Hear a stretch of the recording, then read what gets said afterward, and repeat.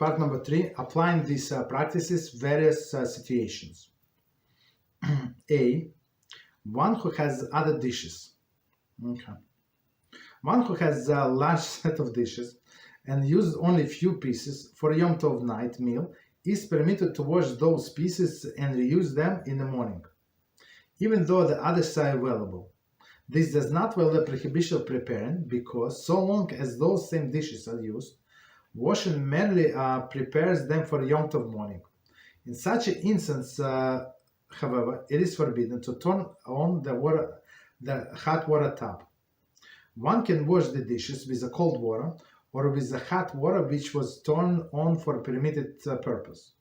There is wash something that is truly needed or to wash one's hands. So before we continue, so let's try to understand. So even the person has all of the stock of the dishes, but I would say if you have all of the other dishes, why would you want to wash?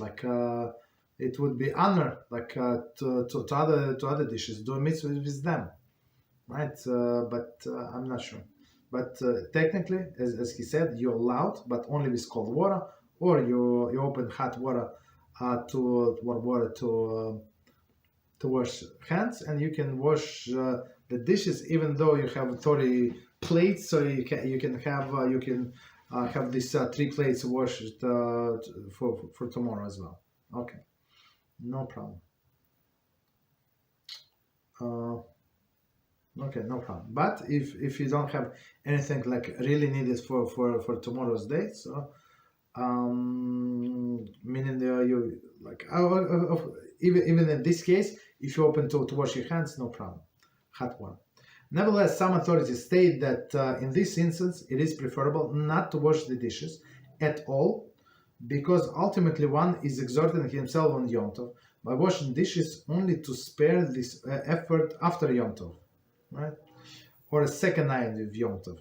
Therefore, one who has sufficient dishes should preferably use the spare ones rather than wash and reuse the dirty ones.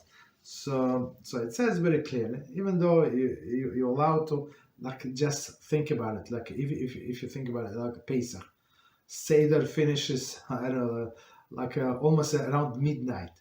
So all of you've been sitting 3 hours, all of these things, when you want to sleep.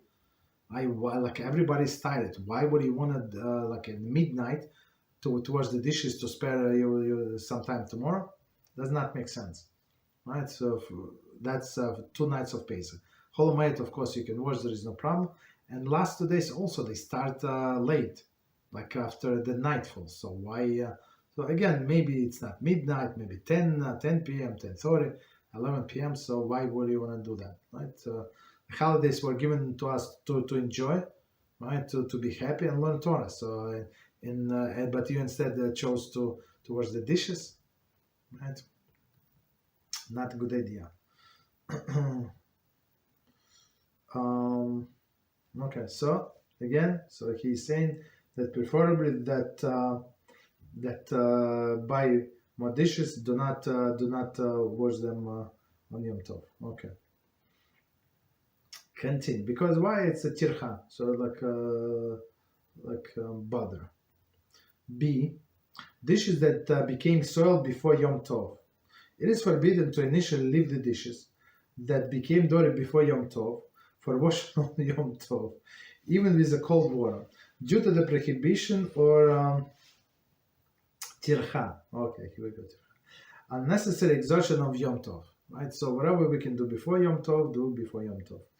However, if one did leave such dishes over, and one need them, one is permitted to wash them just like any dishes that became dirty on Yom Tov.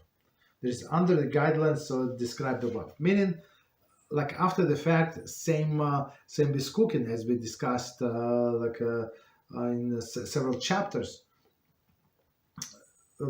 Basic idea is, if you could have done it before, all of the preparation before Yom Tov, that's you should have done, right? But after the fact, so we allow if it's one of the main meals to do it, but with a shinui, right? But properly not to leave anything on Yom Tov, because again, if you think logically, Hashem is trying to protect us against ourselves. Like he wants us to be happy. He wants us to enjoy. Like you have everything enough. Like whatever you have. As one of the students called me, he said suffering stuff like that. So I said, look, that's HaShem wants you to have seder in this situation. So you have seder in this situation. What is the problem, right? So it would be much more modest than previous years. Okay, there is no problem. There is, person should not get upset. Okay, continue. C, rinsing and soaking dishes. Just as it is prohibited to wash dishes, so too is prohibited to rinse, even lightly, the dish that is no longer needed. Okay. But of course there is exception, right? However, so of course, even after you rinse it, you rinse under the stream of water, you're not like still you need to wash the dish after Yom Tov. But of course, it's going to be much easier to wash it, right? If you rinse it before the residue hardened, right? For sure, much easier. And plus, if it smells, if you eat fish or herring or something like, it's very tasty when it's fresh in your and it's in your plate, but after some time start smell, right? Not good. So continue. However, under the prohibition of chachana, so chachana is preparation, only a positive act of preparation is forbidden. But an act whose purpose is merely to keep something in a present state and prevent from changing to worse is permitted, right? So again, so when even if you rinse these dishes, right, because you want to with the smell, still you need to wash them. It's rinsing is not washing. Accordingly, one is permitted to rinse dishes to contain soft food, particles, and grease that might harden and become difficult to wash, right? And sometimes you need to if you don't do that right away after you finish, so you would need to soak it for a very long time, right? Very long time. Similarly, one may fill the dirty pot with water in order to prevent the residue from hardening, right? Especially there is some things that it's very hard. Of course, you can pour hot water after Yom Tov, let it soak for for an hour or something. Then you can wash. But if you can fill it with water right now, like again, you're not washing. You just prevent it from spoiling. Okay. However, not spoiling, but to make things more difficult after that. However, since the rinsing does not fulfill the actual Yom Tov need, one is not permitted to open hot water tap for this purpose. Okay, so meaning you're allowed to rinse, but only with cold water. So same in Shabbos. So again, if it's very dirty, like and it's going to smell, and it's summer, so yeah, you would be allowed. Similar exemption applies. Utensil that made of acid-sensitive material, such as silver goblet or cutlery. Okay. It is permitted to soak these articles in water to prevent them from becoming permanently stained.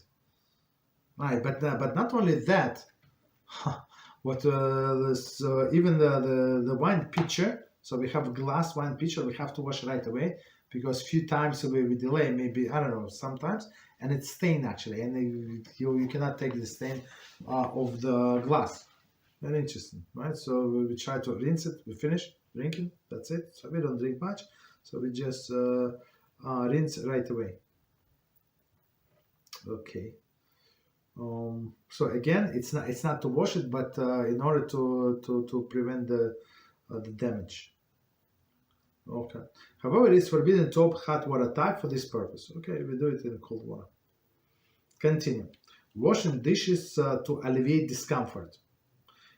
Even dishes that are no longer needed may be washed on Yom Tov to alleviate discomfort. For example, one is permitted to wash dishes which give off foul odor, right? Or which might attack roaches. In such a case, the dishes are not being washed preparation for post Yom Tov, but Yom Tov use, but in Arab or Yom Tov himself. I mean, of course, nobody likes when it smells, right? So you just and so for this purpose, not even wash, but just rinse is enough. So if I mean, he said wash, but of course you can wash, but I would say rinse is enough, right?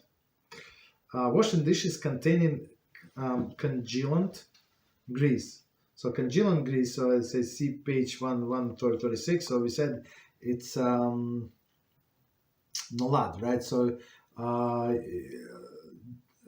grease is now is in the hard state, right? It's a solid state, and now when you wash, you turn it into the liquid state. So okay, so we do it indirectly, and there is no problem. Bottom line. Okay. Any questions on what we said? And we continue. I think we can finish the chapter. Love? Yes. That's good. Special question of words says, if one has an abundance of dishes in their sink from before Yom Tov, and there is no room for Yom Tov dishes, can you wash them to make room for Yom Tov dishes? I would say just that take them out of the sink and put it on a counter. Because I mean, you don't need to wash them in order to make room for your Yom Tov dishes. So it's proper to, of course, to do it before the Yom Tov, but there are different situations. So I would say just take it out, right? And it's a good idea to buy yourself a dish pan. I think I showed before this plastic one, right? This thick, this high, right? And you can fill with warm water. Even forget about warm water, like soapy water. Let's put it this way. Put the dishes, and that's it. Soak them, right? There is no problem. So whatever you did not have time to wash before the Yom Tov, just soak in this dish pan, right? That's it. So, but technically, it's not a good idea to put anything in a sink. Because I'm going to explain because you need to wash your hands, nitalas yadayim somewhere. So and when you wash nitalas yadayim, there is some be washed because there is some impurity. So you don't want this impurity to be washed on your plates. You understand? And plus after you wash my machranim before. This water, like before the saying Birchas Hamazon, you also have to spill it, like pour out somewhere. So if you have dishes in the sink, that's this water filled with impurity, not a good idea. So it's better to keep the sink is empty always. Okay.